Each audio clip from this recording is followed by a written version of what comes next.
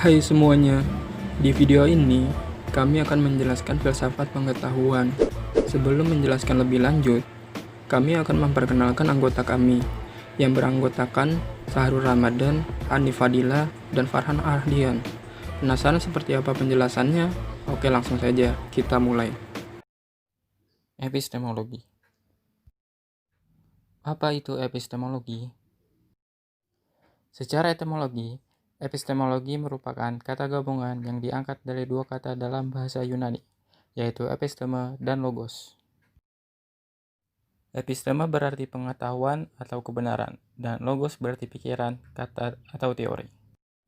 Dengan demikian, epistemologi dapat diartikan sebagai pengetahuan sistematik mengenai pengetahuan.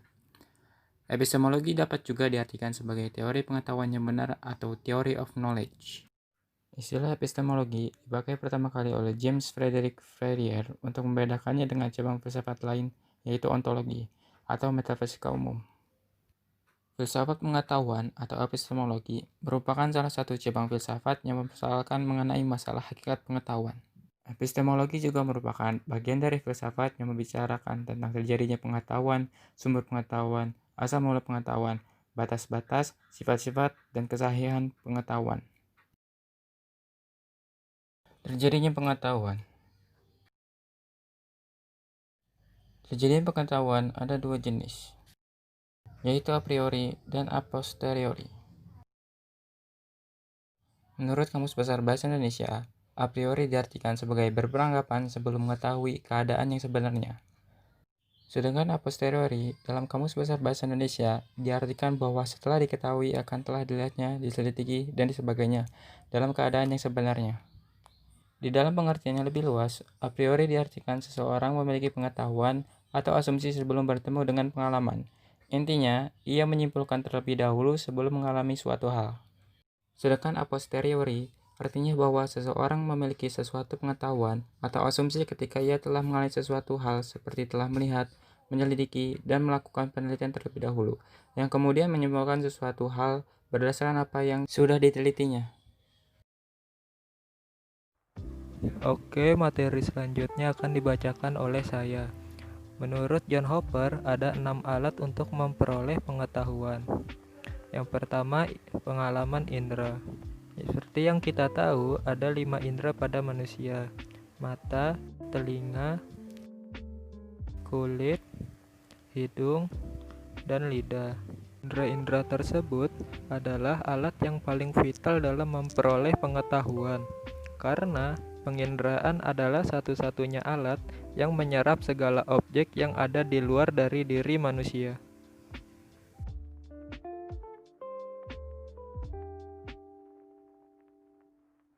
Yang kedua, nalar. Pada hakikatnya, manusia adalah makhluk yang berpikir, merasa, bersikap, dan bertindak. Sikap dan tindakannya didapat dari merasa dan berpikir.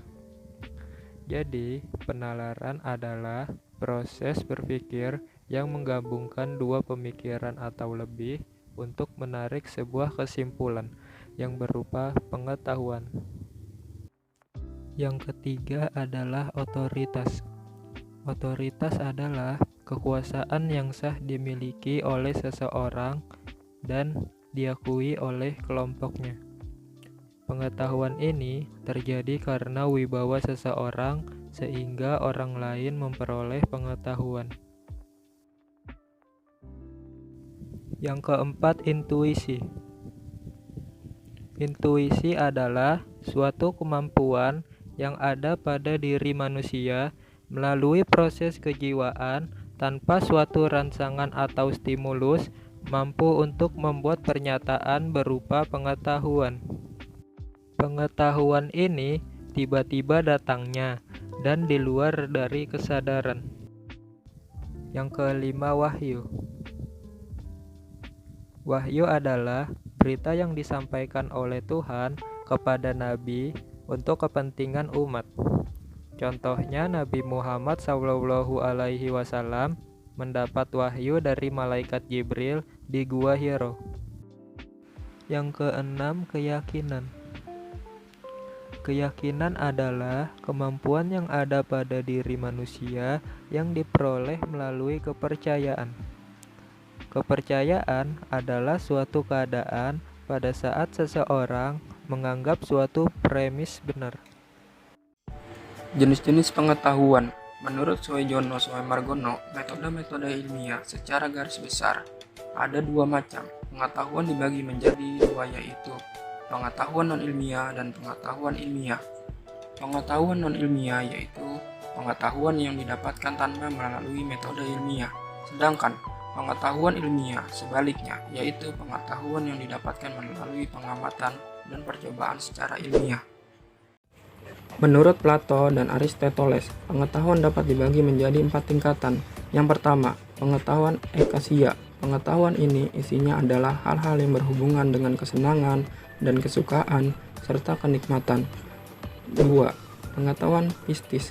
Pengetahuan ini merupakan pengetahuan mengenai hal-hal yang tampak dalam dunia nyata dan dapat diindrai secara langsung. 3.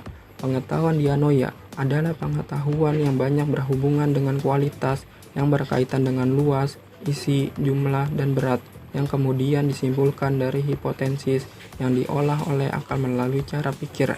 4. Pengertian noesis. Pengetahuan tingkat tinggi adalah noesis, di mana objeknya adalah prinsip-prinsip utama yang mencakup epistemologi dan metafisik. Pengetahuan ilmiah mempunyai 5 ciri pokok. Yang pertama, empiris. Pengetahuan itu diperoleh berdasarkan pengamatan dan percobaan. 2. Sistematis. Berbagai keterangan dan data tersusun sebagai kumpulan pengetahuan itu mempunyai hubungan ketergantungan dan teratur. 3. Objektif. Berarti pengetahuan itu bebas dari prasangka perseorangan dan kesukaan pribadi. 4. Analitis. Pengetahuan ilmiah berusaha membeda-bedakan pokok persoalannya ke dalam bagian-bagian terpencil untuk memahami berbagai sifat, hubungan, dan peranan dari bagian-bagian itu. 5. Verifikatif. Dapat diperiksa kebenarannya oleh siapapun juga. Kami dari kelompok 2 mengucapkan terima kasih banyak. Semoga video ini dapat diterima dan bermanfaat bagi kalian semua.